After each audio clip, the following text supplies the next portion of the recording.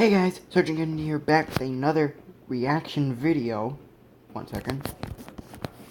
And I gotta plug in my phone or else it's gonna die. And I am here to watch Horrifying Search and Rescue Stories. I'm a search and rescue for the National Park Service or something like that. This might be fucked.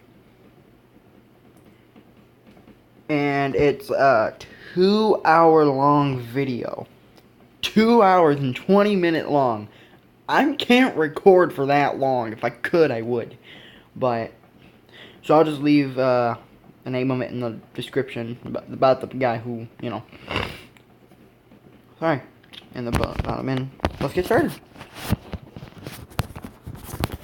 Just to state a couple things before this starts, these entries are all written by the same person. There will be a transition on screen between each story. I wasn't sure where else to post these stories, so I figured I'd share them here. I've been a search and rescue officer for a few years now, and along the way I've seen some things that I think you guys will be interested in.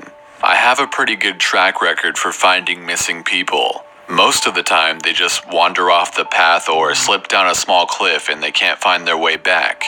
The majority of them have heard the old "stay where you are" thing and they don't wander off, but I've had 2 cases where that didn't happen. Both bother me a lot, and I use them as motivation to search even harder on the missing persons cases I get called on. I think what that means is that he went to go look for him and they were gone when he got there. So that's why he's like, they bother me a lot. The first was a little boy who was out berry picking with his parents. He and his sister were together.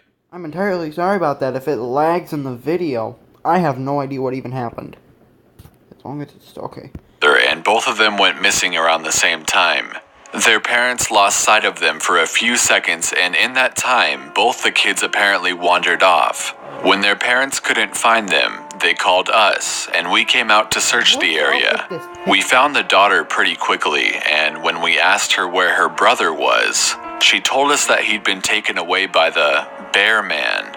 She said he gave her berries and told her to stay quiet, that he wanted to play with her brother for a while, and that's the last she saw of her brother. He was riding on the shoulders of the bear man and seemed calm.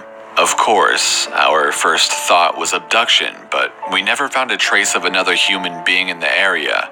The little girl was also insistent that he wasn't a normal man, but that he was tall and covered in hair like a bear, and that he had a weird face. We searched the area for weeks. It was one of the longest calls I've ever been on, but we never found a single trace of that kid. The other was a young woman who was out hiking with her mom and grandpa. According to the mother, her daughter had climbed up a tree to get a better view of the forest, and she'd never come back down. They waited at the base of the tree for hours, calling her name before they called for help. Okay, wait.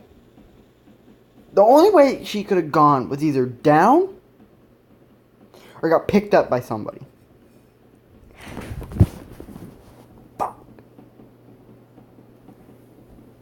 Oh, I hadn't realized it was on for that long. Sorry, I gotta look at my fingers. Oh, I hadn't realized it was on for that long. Oh, I burnt my fingers. Oh, I'm gonna have to look at that in the morning. Again, we searched everywhere, and we never found a trace of her. I have no idea where she could have possibly gone, because neither her mother or grandpa saw her come down. Oh, I didn't think it was gonna be that freaking hot. A few times, I've been out on my own searching with a canine, and they've tried to lead me straight up cliffs. Not hills, not even rock faces. I'm sorry, hang on, I wanna go check this out in the actual light. Oh. What? How long have I been recording? Sorry about that. I had to go look at my finger in the actual light. I burned my finger on this stupid light up here. Do you see it? Yeah, I burned my finger on that. Straight, sheer cliffs with no possible handholds.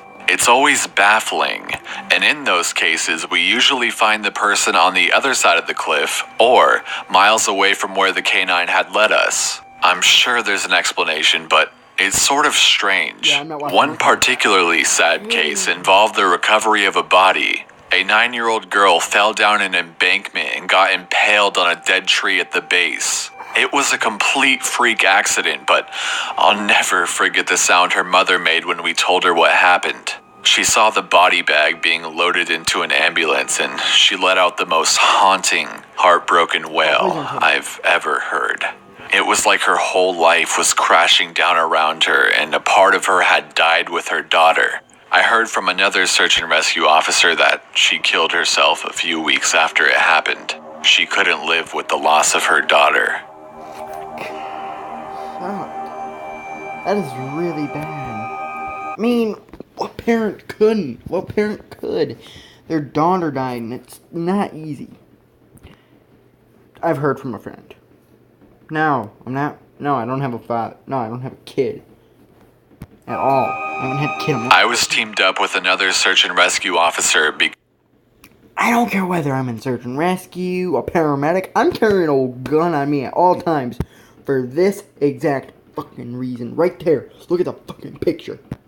because we'd received multiple reports of bears in the area. We were looking for a guy who hadn't come home from a climbing trip when he was supposed to, and we ended up having to do some serious climbing to get to where we figured he'd be. We found him trapped in a small crevice with a broken leg. It was not pleasant. He'd been there for almost 2 days, and his leg was very obviously infected. We were able to get him into a chopper, and I heard from one of the EMTs that the guy was absolutely inconsolable. He kept talking about how he'd been doing fine, and when he'd gotten to the top, a man had been there. He said the guy had no climbing equipment, and he was wearing a parka and ski pants.